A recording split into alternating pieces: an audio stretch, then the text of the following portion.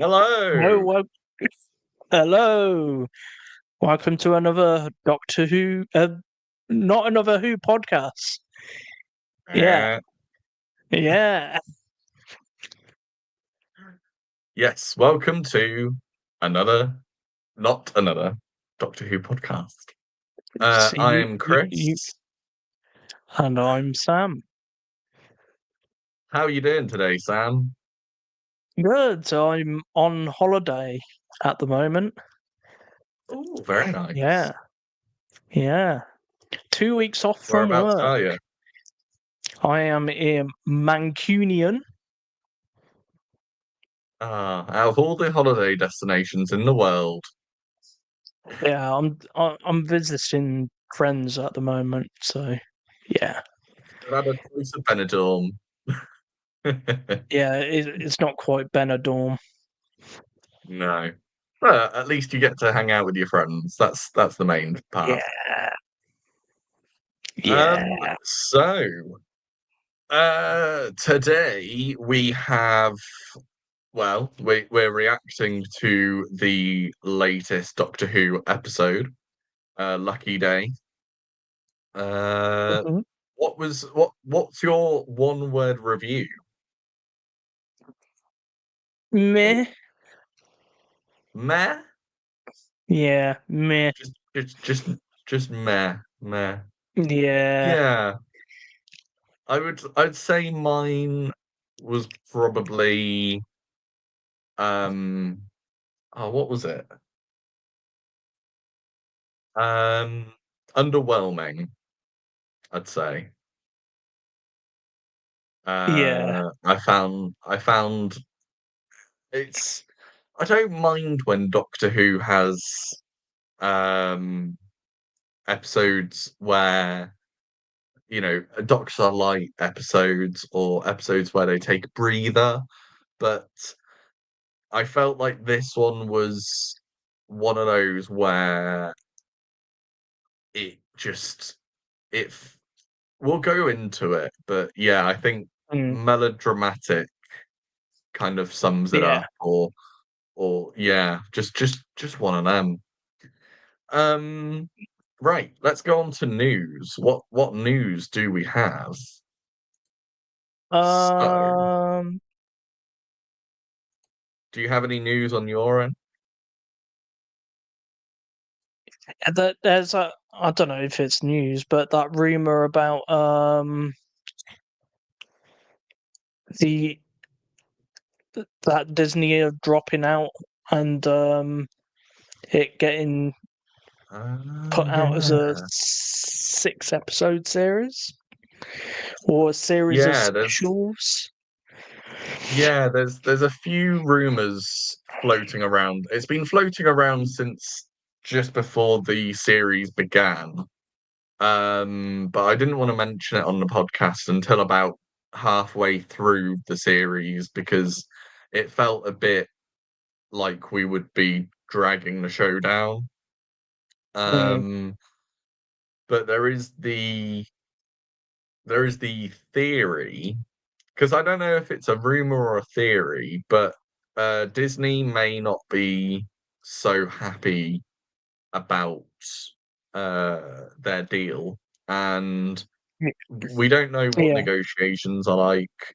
Negotiations are always behind closed doors, but there's the rumor that the next series will not have Disney as co-partners or on board for the distribution, and instead we're going to be lowering the series may be lowered to either 6 episodes or a series of specials. Now, what would you say to like a further reduction of episodes?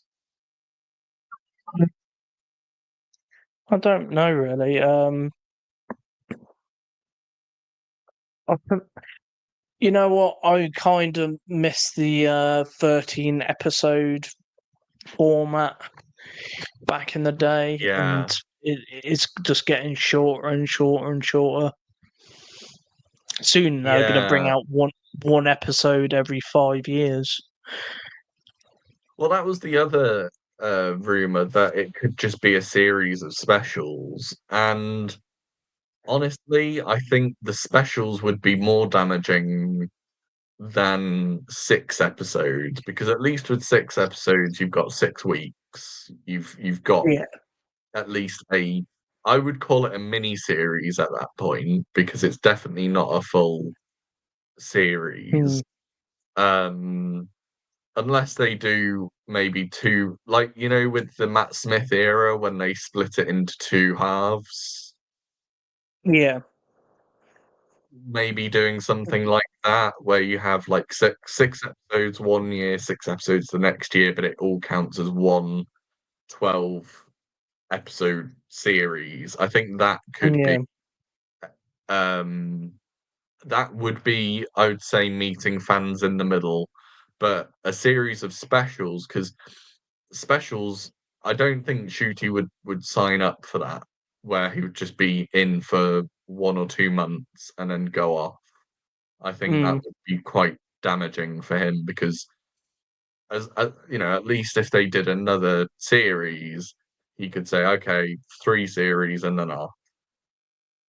But doing 2 series and then a couple of specials, it's kind of a bit demeaning. Mm. Um, Y- so yeah, sorry. Yeah. And I don't think we're gonna hear until like the end of the series if there's gonna be another series, or a gap year and then another series. Well, it's I definitely think it, it's definitely likely that we're going to have a gap year, yeah.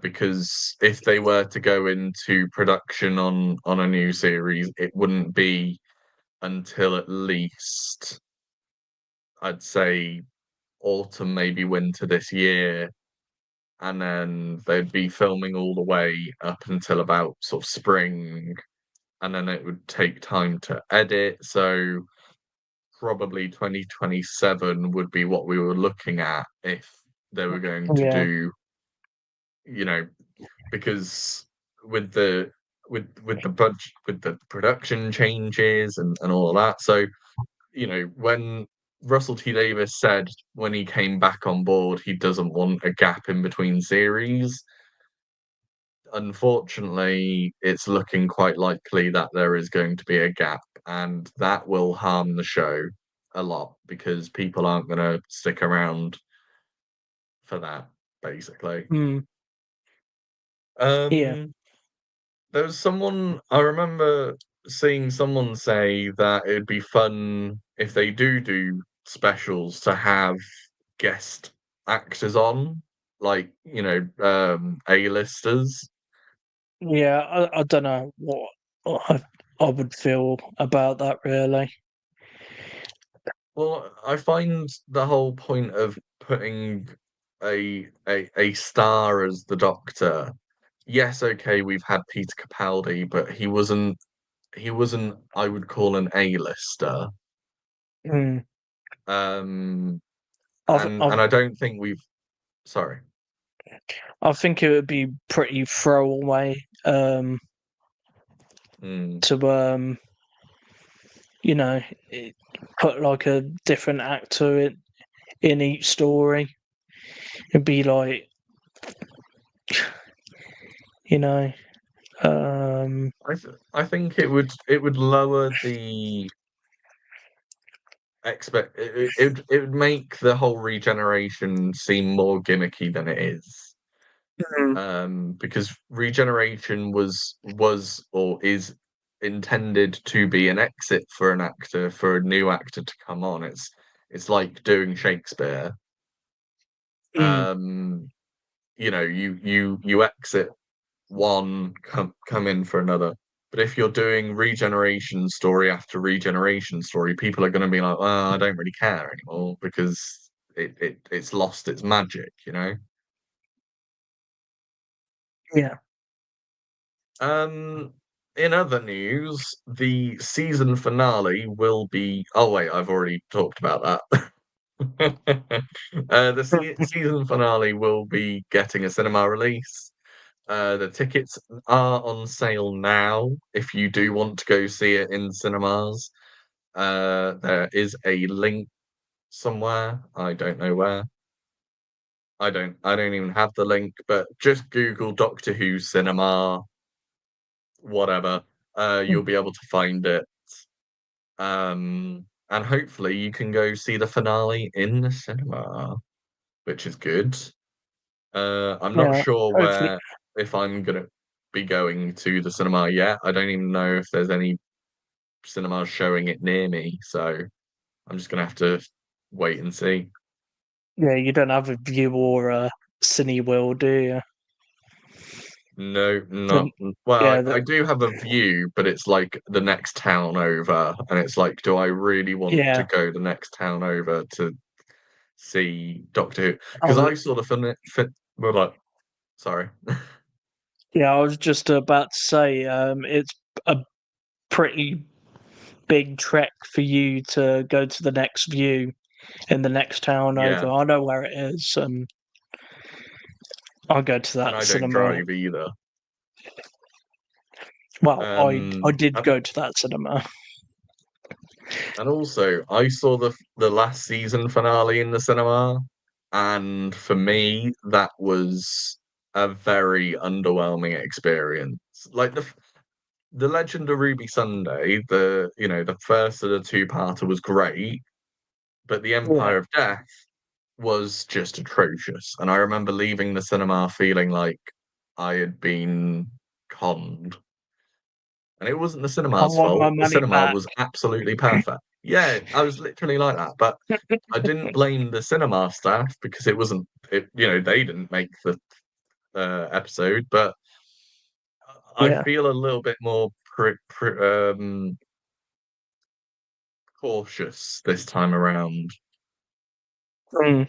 Um, but anyway, let's get into the episode because this episode, Lucky Day, is um well, it's definitely one of those episodes you are expecting but leaves you wanting more. Yeah. Um Lucky Day, I'll do a brief synopsis. Ruby Day faces life back on Earth without the Doctor, but when a dangerous new threat emerges, can Ruby and Unit save her new boyfriend Conrad from the terrifying Shreek? Um, yeah, cool. So, Mm. first of all, I Wow. keep seeing the word Shreek as Shrek. So, if there's any video editors out there, please can you replace all the Shriek bits with just Shrek because that would be hilarious.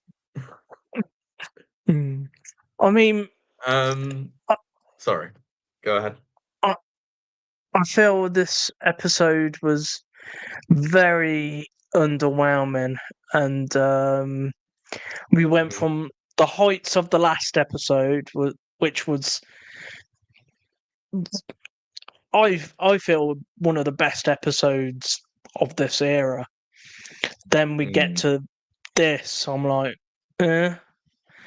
what's this? And I was watching Yeah, the time every 10 minutes. yeah. I had to tell myself to stop scrolling on my phone or to put my Yeah. phone down because I got so disinterested, and it wasn't even. It was kind of the first half I was more disinterested in, and then the second half picked up a bit, but the second half felt like you'd crammed in. Uh, it was almost like it could have worked as a two-parter, but Mm, the second half could have been its own episode, you know? yeah. Um, Uh, I feel and the sorry.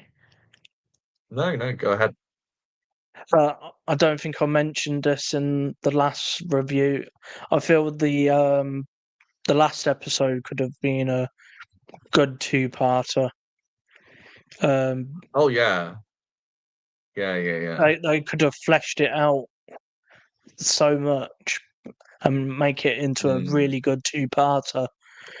Um, with mm. with this, I don't think it has the legs to be a two-parter.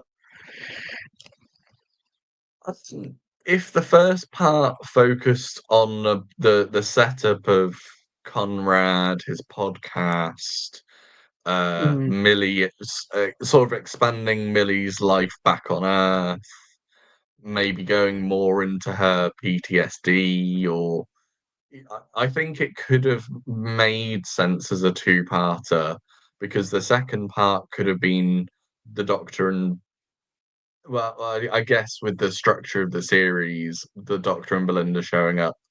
Hello, Julie. How's it going? Um,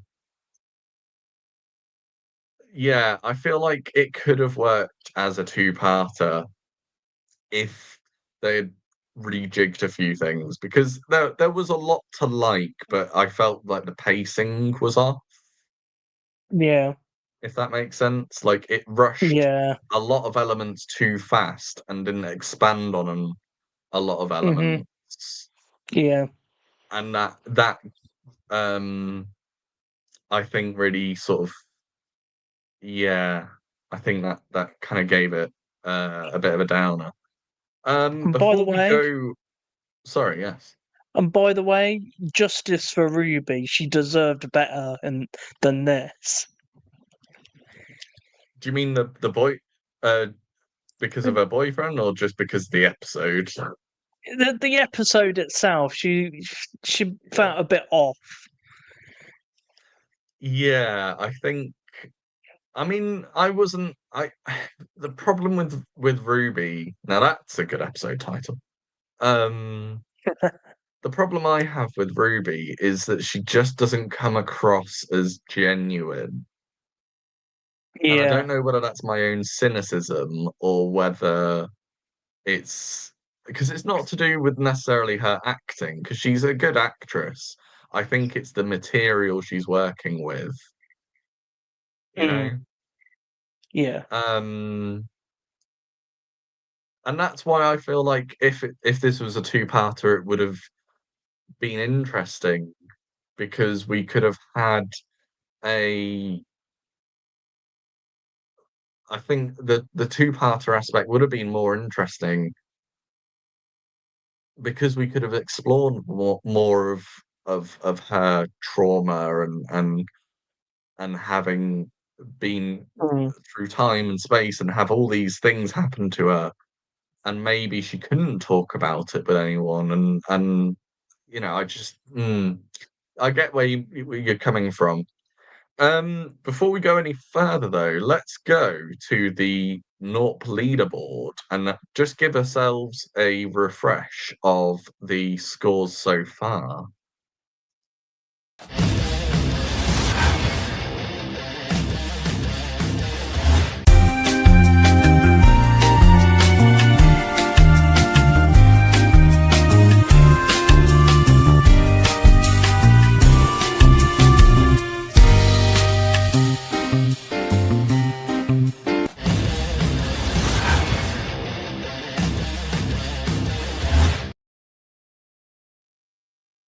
So, um, interesting scores, to say the least. Um, shall we dive more into this episode? yeah. Um, Yeah. where to start though? Where to start? Well, let's start at the start. Um, Mm. because the episode begins with the Doctor and Belinda landing on Earth. Now, they've landed back on Earth, but where are they? They're in 2007. Aegean. Um, it's just before the financial crash, but it's fine. Yeah, They could have watched Doctor Who series 3. yeah, heights of Blairism. Yeah, they could have tuned in and watched the Doctor and Martha. Um, yeah, so they start off in 2007, where they meet a very young Conrad. I know he said Conrad. No, Conrad. he's not a fishy. He is a fishy suspect, but we'll get there in a bit. Um, yeah, so we meet a young Conrad who sees the TARDIS materialize. The Doctor finds a 50 pence piece. But in inflation, that would be what, £1.50, £2. Yeah, in Um, today's money, yeah. yeah. So he actually got quite a lot from that. Um, Yeah, you could set up some kind of capital investment in that. definitely, £2 would go a long way. Hmm. Um, oh, Julie, do you think Ruby was blinded by her feelings? That's a good question. What do you think? Um, yeah, I'd say so. Yeah. I definitely say so because even when Conrad turns bad or reveals himself to be bad, she still she still remains sympathetic towards him. And Mm. in that situation, I mean, I would have been more like Kate Stewart, but we'll get there in a bit. But yeah, I definitely think, pardon me, I definitely think that's a good uh theory and a really good point.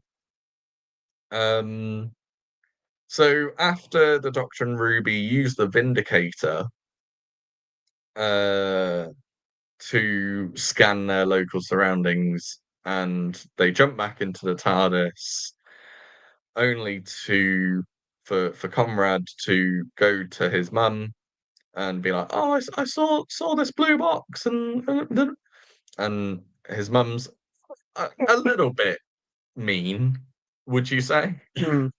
Yeah. Uh, it's I don't know where that characterization came from, um, or why that was sort of in. I mean, it's implied that she's a bad mum, but I think later on in the story, I mean, it's kind of clear that it's not necessarily her fault the way Conrad turned out. Um, and then we go into the present day where Conrad bumps into the TARDIS again. Um, and he finds Ruby uh, and the Doctor and sort of chases after them, sort of spying on them, takes a photo of Ruby before she leaves, um, so that he could try and track her down at some point. And then we go into the podcast where they're sort of discussing about sort of Doctor Who, and I felt like this was a bit more like like Love and Monsters with Linda. Yeah, I got that vibe from that. Yeah. And I know when it comes to world building, I know we've seen how previous showrunners have changed things. So after RTD1, when Moffat came on, Moffat basically went, okay, I'm gonna everything that RTD did, I'm gonna say people don't remember it. People don't realize it happened. And Yeah, hard I thought that reset. was interesting. Well, I thought it was interesting the way that he did it because it was like, I'm not saying it didn't happen, I'm just saying people don't remember it happening. So it Mm, means that there's a little bit of a loophole. And then I think when Chibnall came on, I mean, he just didn't address it. yeah, So yeah, he I did, didn't. yeah, because do you remember if he ever addressed previous stories No, no, he apart didn't. from Timeless uh, Child? Except for that, But we he won't didn't talk about really. that. For another episode, that is, if we ever speak about it. Mm. Um, Talking of Jodie episodes, we actually have a review of Eve of the Daleks, which you can check out on the channel.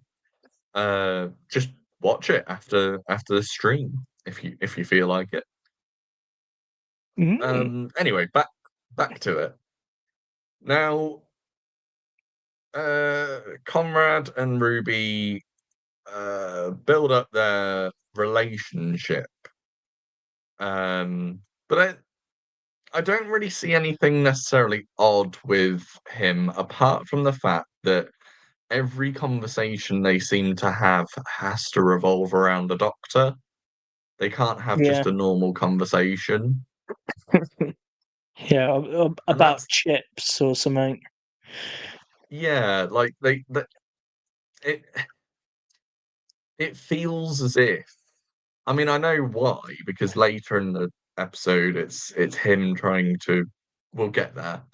But I just felt like, why can't you just have them talk about something normal or have just a normal conversation that doesn't have to be doctorified? But I guess then, you know, it's the show. Mm, But it just didn't feel very real as characters. It just felt like them just talking about the Doctor for the sake of the story. Um, and then we sort of go further. Ruby becomes more infatuated with Conrad. Um, oh, and there's the whole point where the Shreek that he has, that he was tracking, he got some goo on him, and that goo is able to, for the Shrieks, they can come back and track him down, basically. yeah, Ruby gives him the antidote. He, it's clear that he doesn't take it, or yeah. it's clear that he doesn't really see any value in it. Um, and then we have a really good scene where Ruby interacts with her mother, Carla, and we Mm. also have Cherry there as well. And for some reason we have, oh wait, is that later in the story? No. It's in this scene, yeah. Um we have, I'm just trying to see. Uh ah um Ruby's mum is for some reason there. Yeah, yeah. She didn't really add anything to the scene. She was just there. Mm. Um and I think that's another drawback to the way the companions are characterized is, you know, we had this massive setup with her mum at the end of the series, and it's just not being paid off again. It's just like, okay, Mm, here's her two mums and her grandmum, and that's it. And it's like, okay, but I don't feel anything for these. Cherry. is perfect. I think she's really funny. I think she's Mm. really cool. Yeah, definitely a highlight from the last series. And Carla, Carla's just a fine presence on screen, but apparently her mum's called Louise, and I didn't realize. Um, and I just thought, it's kind of okay. Oh, sorry, pardon me. Yeah. Then she goes on a date with Conrad. And I have to say, it's very well shot. The date scene. Yeah, I thought that was really I cool. like it where it goes dark and Yeah, with the lights. um, with the lights. I did like that Yeah, bit. yeah. That had a really cool, intense bit. Oh wait, that was earlier. That was yeah, that was just after the podcast. But yes, very good scene. Because in the trailer, that I thought that Ruby was in some under some sort of control, Hmm. or like maybe Conrad had hypnotized her, but it was just her talking normally, and then everything just went dark, and I just thought that was so effective. Um, Yeah, then all of a sudden it just went light again. yeah, yeah. Um, so then, I think Ruby was looking for something real and not what she had previously experienced with Conrad. Yeah, that's a good point. In Pardon me.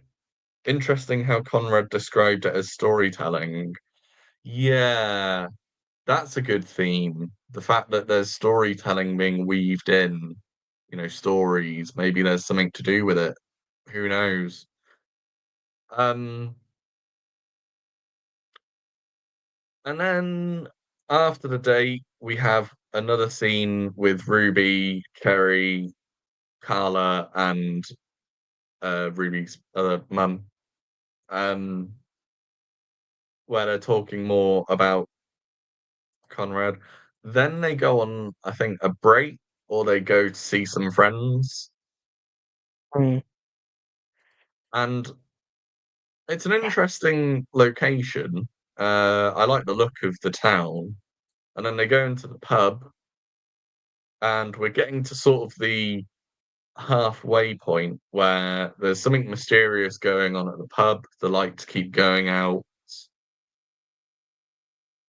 Um, Yeah, Ruby talks to Kate. We see the reintroduction of Kate. yeah. Um, I really and like Una. Kate in this episode. Mm, It, she has an actual like story arc in this episode where in mm. past episodes she's just there, you know. Yeah, it felt like she had more of a presence in this story and more agency to her character.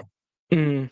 And I like the fact where Conrad was basically with the Brigadier, he was basically like crapping on the Briggs legacy. And it's Mm. like, ooh, okay. You do not do that. Like the No, Brigadier you don't. is he's one of the best characters that Doctor Who has ever made in terms of like companions. Would you call the Brigadier a companion? Yeah, Um, I'd say so. Earthbound. Yeah, Yeah. yeah. Um. Although, me and my friends were watching a Doctor Who episode called "The Demons," and mm, my friend said, "If you don't like the Brigadier, I don't trust you." yeah, pretty Yeah. much. And I think that kind of sums up Conrad in a way. The fact that he just doesn't trust, unit in any form. And I mean that yeah. Yeah. Yeah. So then Ruby gets off the phone with Kate. Kate goes down to the unit jail cells, holding cells, Yeah, and it felt encounters the very Shriek. Torchwood. Yeah. Yeah. Yeah, it felt very Oh, Torchwood down there, didn't it? yeah. There was that episode where what episode was it? Where Gwen goes down to see the Weevil. Thought you were gonna. Um I'm not gonna mention that one. No, no, no. You knew where I was gonna go there, didn't you? Yeah. Season 1, episode 2 is not canon, in my opinion. Um no, no, we're not. Just if no one knows what we're talking about, go watch Torchwood season 1, episode 2, and you're in for a shock. I'm not gonna say any more than that because we will get banned. Um yeah, um, okay. Compose yourself. Um so yeah, then Kate gets shocked by the Shriek. I mean, that would be quite shocking to me, to be honest, if, you know, she's like, "Hello," and then bang. That was a good jump scare, I have to admit. Um, and then we go back to the pub where Conrad is still being quite empathetic towards Ruby, and Ruby is kind of feeling all these different mixes of emotions and um yeah, things are ratcheting up. There's clearly something out there, but what could it be? Um, and then the lights completely go out. They say, because one of the friends is an electrician, and for some reason his name is Sparky. Very original, very, very good name. Uh, that Ruby Pete McTeague and thing. yeah, pretty much Pete McTee. Um, Ruby goes out to try and find Sparky. Conrad joins her. They find Sparky's hat, and then we get a unit turn up. And I have to Oh, say, this is a really good reintroduction of unit. mm. I was expecting the Uh, unit theme from early New Who, that 2008. dun dun dun dun dun. Yeah, the unit rocks theme. Yeah, that's it.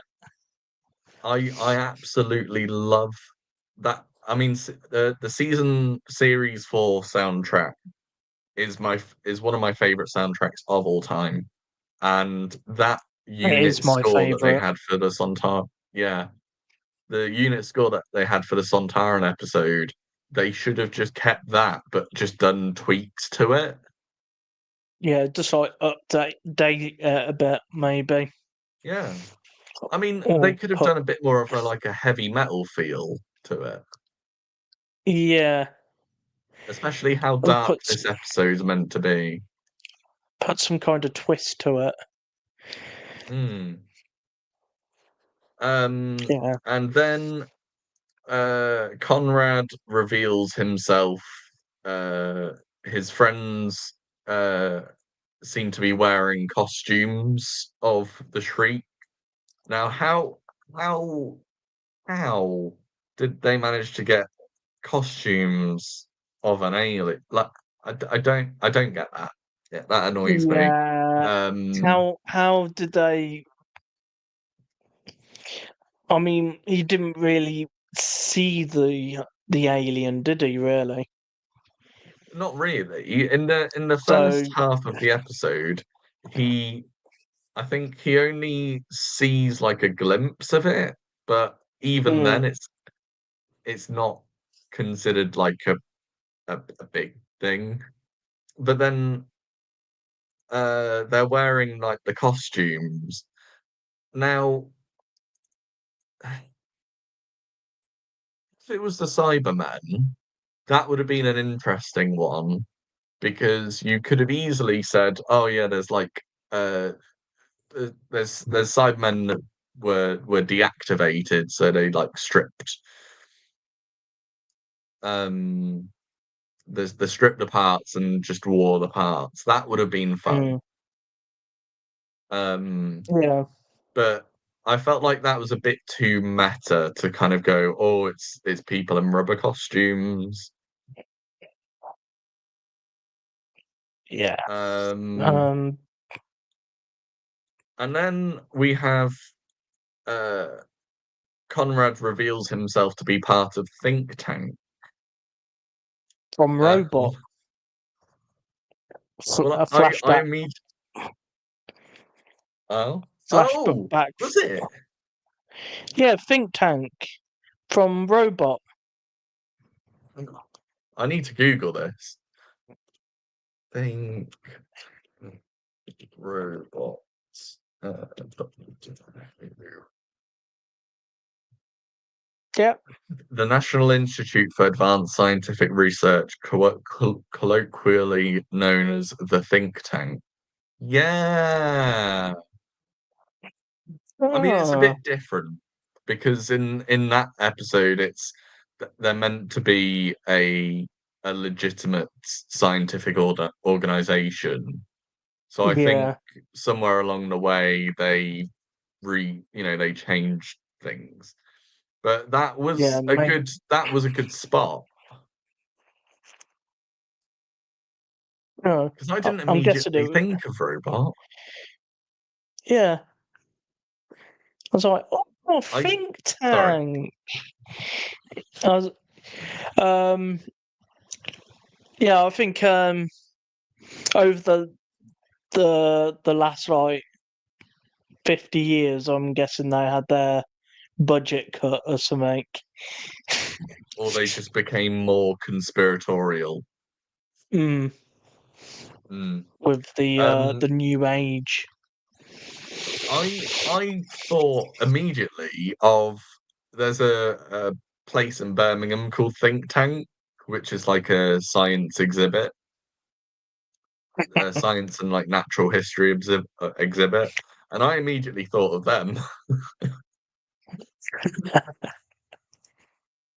um, so yeah, he exposes himself as part of Think Tank and is like, "Oh, we're going to expose you for lying to the public and using taxpayers' money," and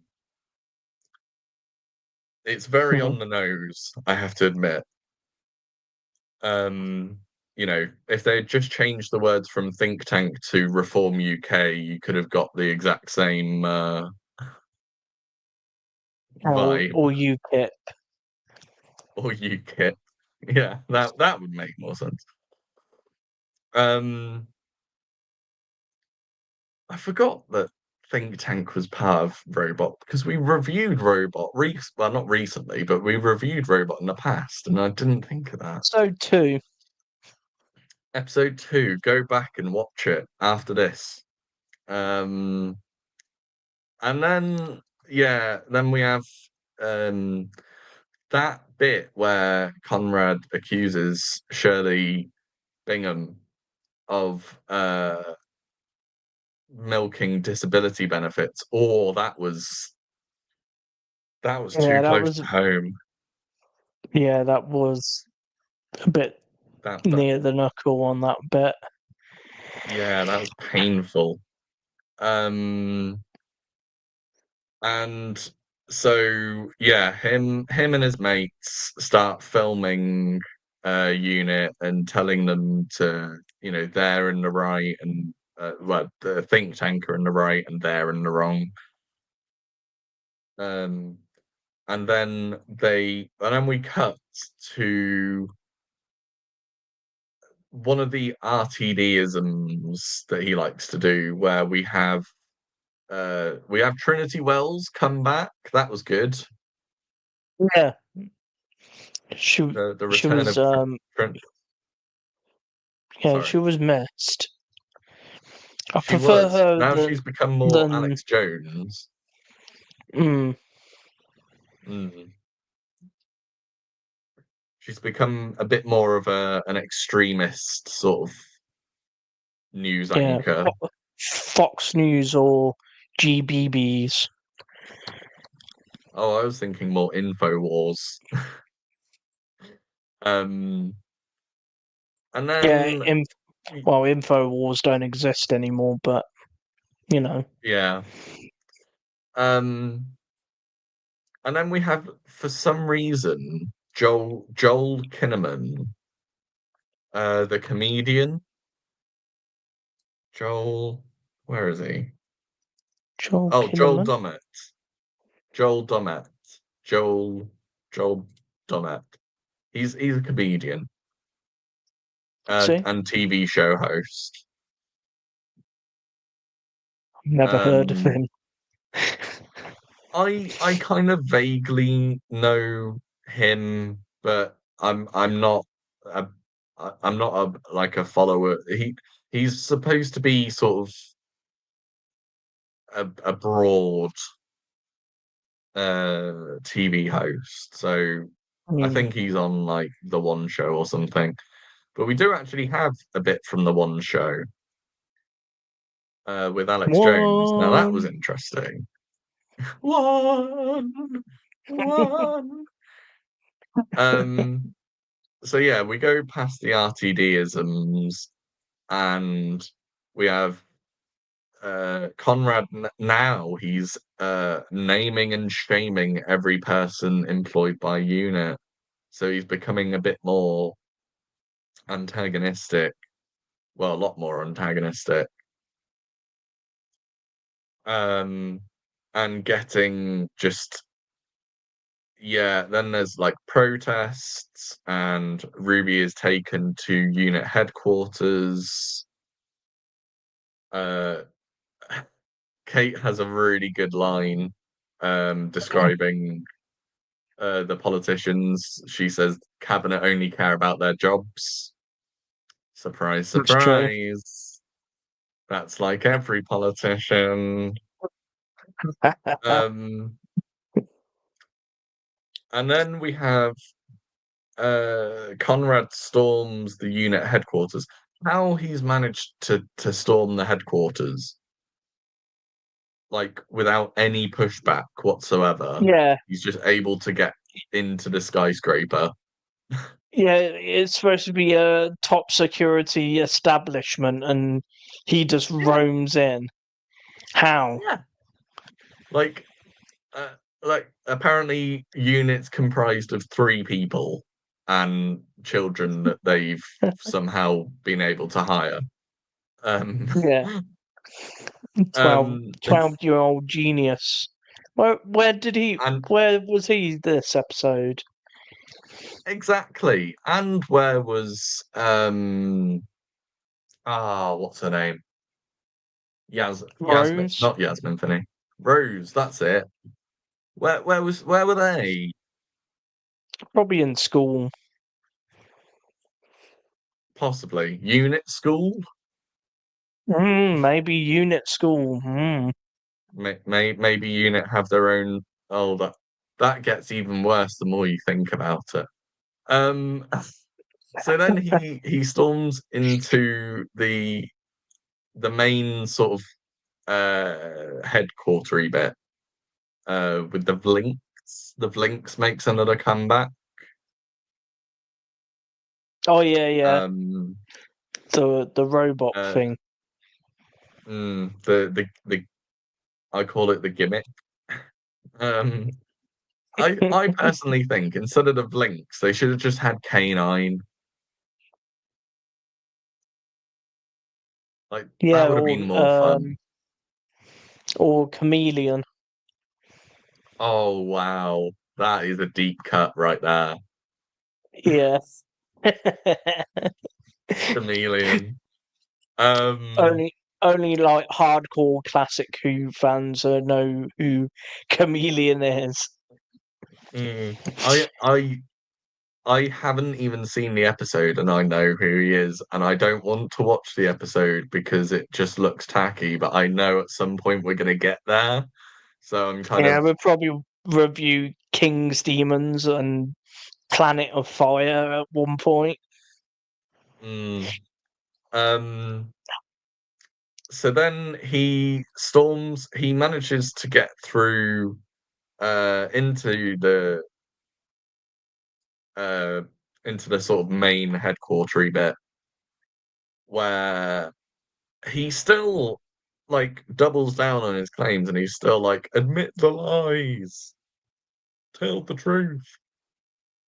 And I mean, if someone this is what I was kind of that this is what was going through my brain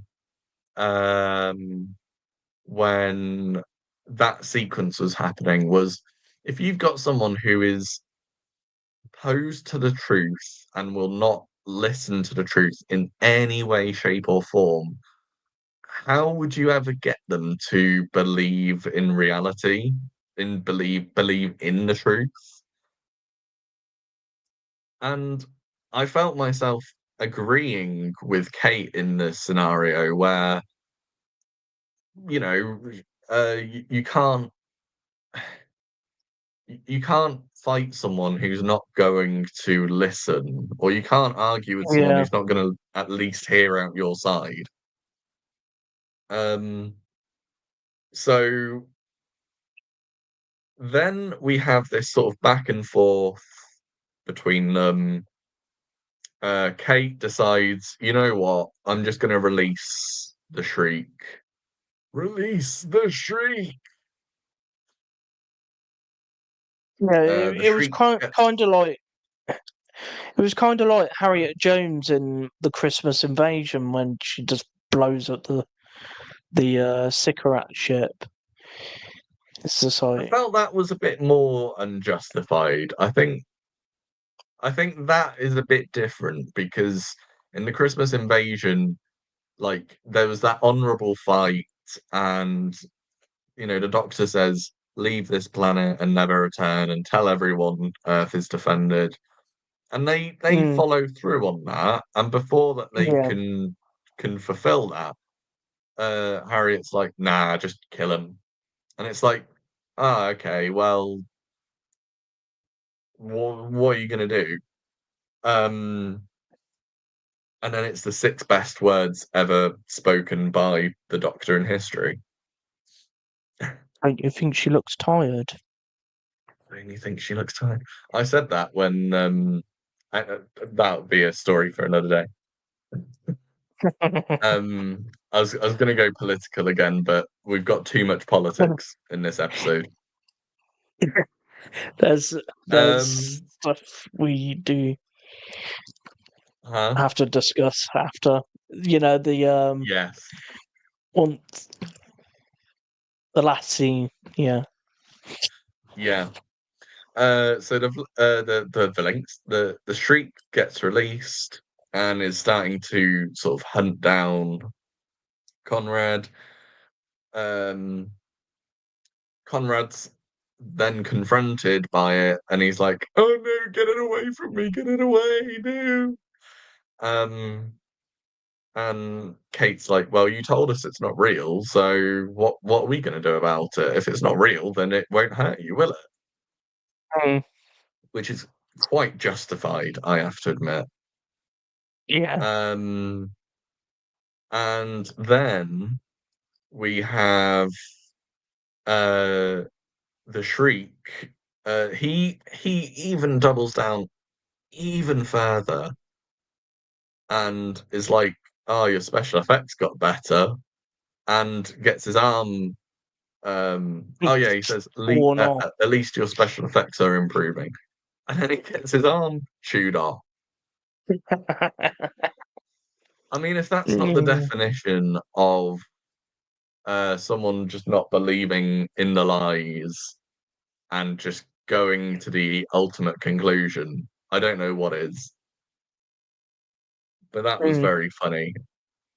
Um, and then afterwards we have sort of Ruby and Kate sort of talking about things afterwards.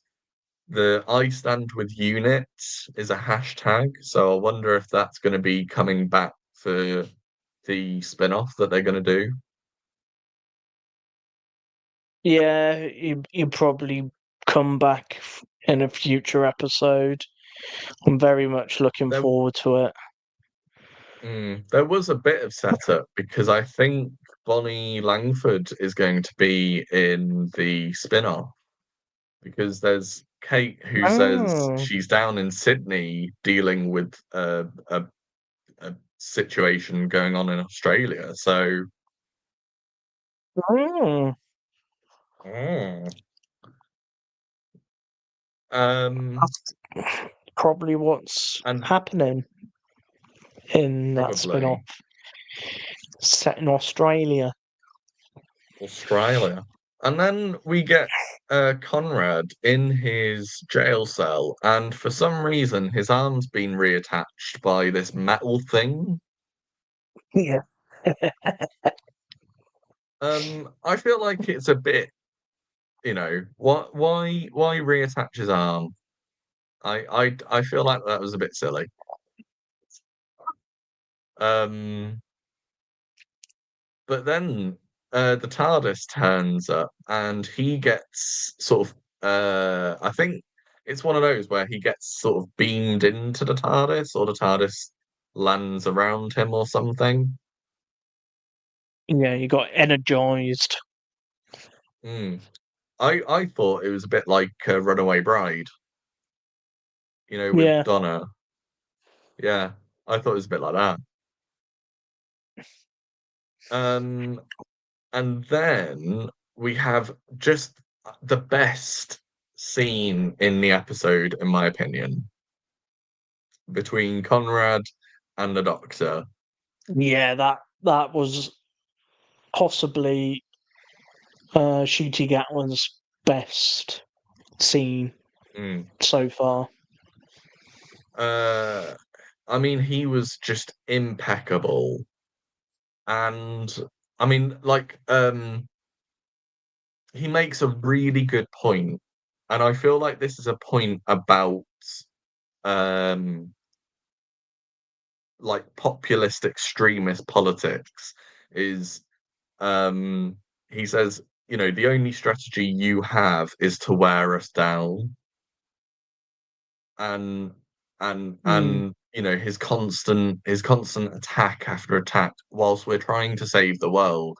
You're trying to attack us and uh devalue us or delegitimize us, and it doesn't help because we're trying to help you, but you're not helping us. You're just mm, wanting to attack us at every available convenience.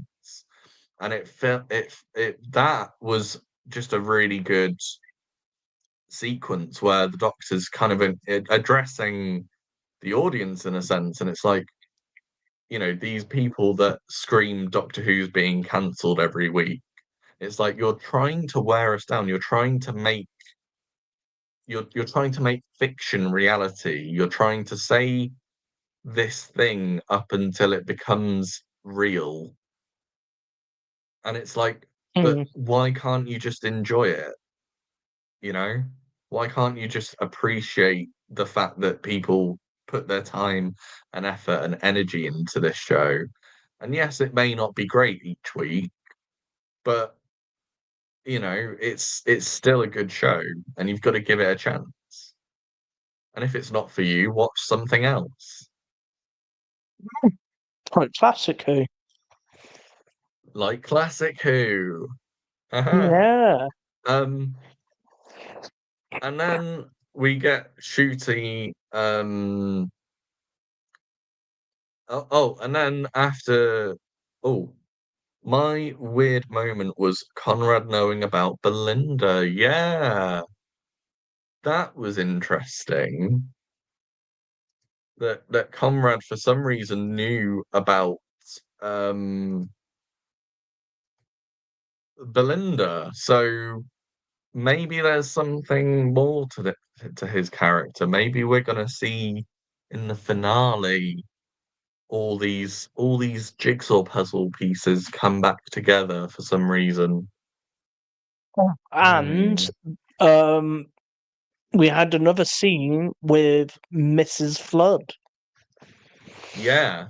Well, just before we go on to that, do you think that scene with Shooty, that him and Doctor scene, do you think that took place before Berlin? Well, obviously, but Yeah, um yeah. it's weird because at the start of the episode we have the Doctor and Belinda in like the present, so there's a bit of a kind of timey-wimey weird vibe going on, Mm, because we're meant to believe that Lucky Day is set in the present day. So why is it that the Doctor from the past is helping Belinda in the present? mm, An interesting theory. yeah, Um, and then, I've, I'm as s- you I'm say, sure we'll find sorry, out in the finale. yeah, oh, definitely. But I thought that was a very good element. What Julie brought up about the fact that Conrad knowing who Belinda is before the Doctor knows. It's interesting. And then we have Mrs. Flood, and um she apparently lets Conrad out. Now, what do you think about that scene?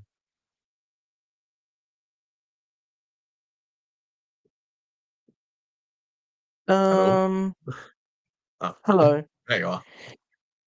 Yeah, I was just thinking about it. um,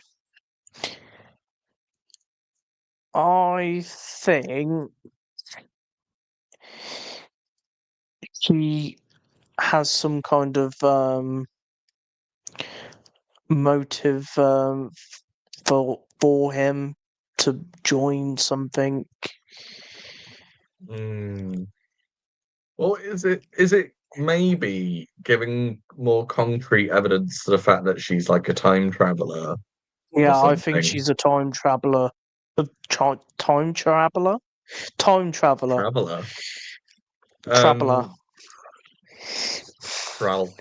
Um, well, I don't know whether to say this because it is a theory, but it's something that I'm starting to think more is legitimate.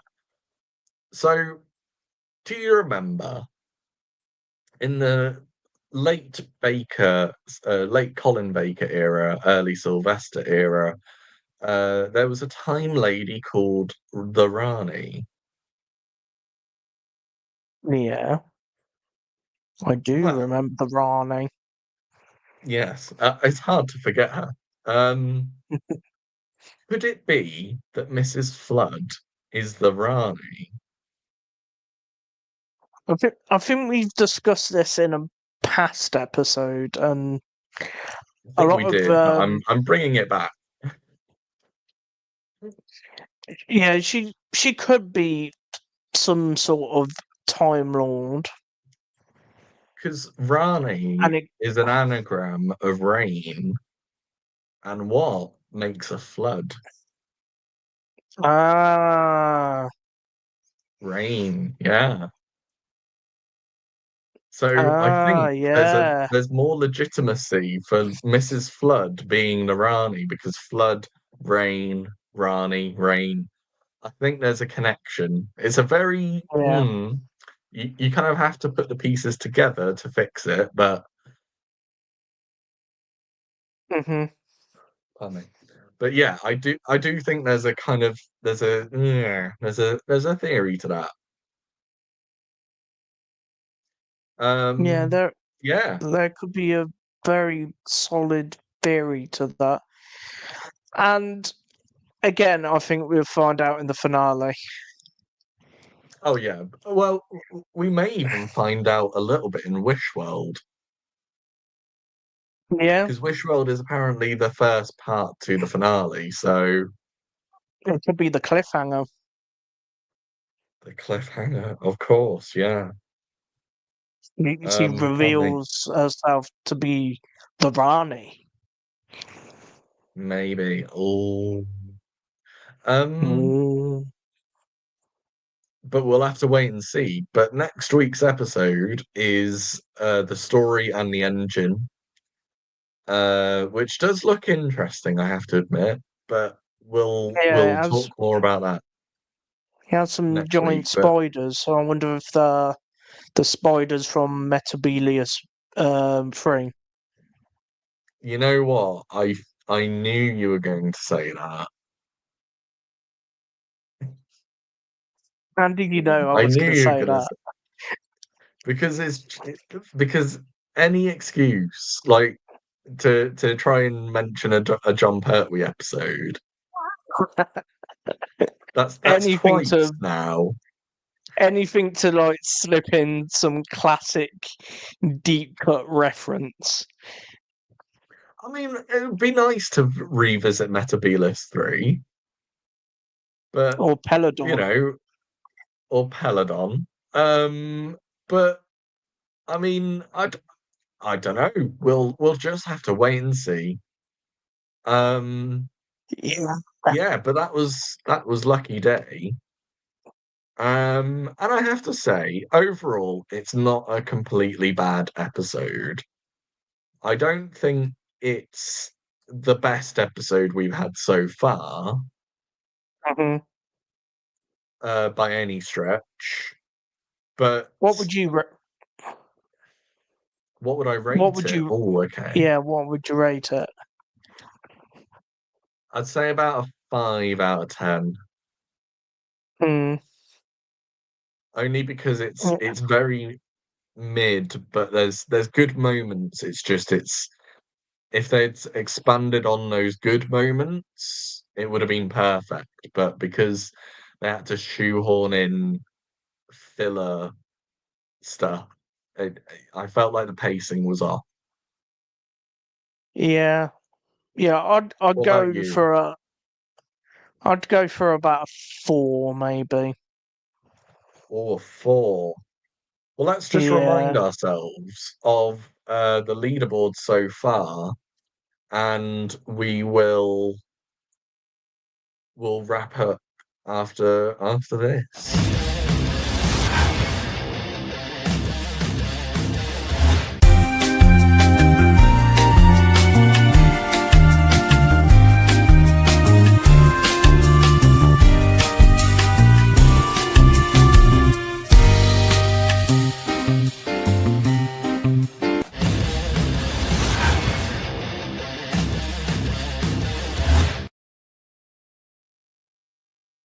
So, obviously, we will be updating the leaderboard to include our lucky day um, rankings. What was your um, score for this episode? Leave it in the comments, and we'll react to it. We'll respond to it. Um, just a final thought for me on my end. The guy who played Conrad, Jonah Hauer King, who was in the Little Mermaid film as Prince Eric, don't you think he looks like Paul McGann? I thought more James Franco. Hey, I thought James. he looked like a young Paul McGann. Yeah, he's like a James Franco you get on Team U. Yeah, yeah, like a knockoff, um, Yeah. a knockoff James Franco. I I kept thinking throughout the episode, I was like, if Jonah, if they were to do like an Eighth Doctor prequel series about the Time War, it'd be really fun to have him play like a younger Eighth Doctor. Yeah, I could see that. Okay, well, any other thoughts? Anything you'd like to add? Mm, no, hopefully the next No? episode will be a bit better. I am looking forward to the next episode because Yeah, it does the title is great, the story and the it, it, engine. it does look interesting. I'll give it that. Hmm. I did watch the trailer. Yeah, the next Um, time. yeah, but this Hmm. episode just felt like filler. Yeah, it felt Just, like a bit of just, a pit stop. mm, Hmm. Whereas I felt like the momentum of the first three episodes was, it was on a momentum, and I feel like the momentum stalled a little bit. yeah, Hmm. yeah, it definitely did. Yeah, Oh, well, that was another live stream. That was another New Who review of season two. Sorry. I hmm was I was I was pretty impressed with that rhyme. Um yeah, that was us covering Lucky Day. Join us next week at the same time, hopefully, where we will be hopefully. covering the story in the engine. And yeah, I have been Chris Hyde, And I'm Sam Morrell. See you next week. and this is, and see you next week.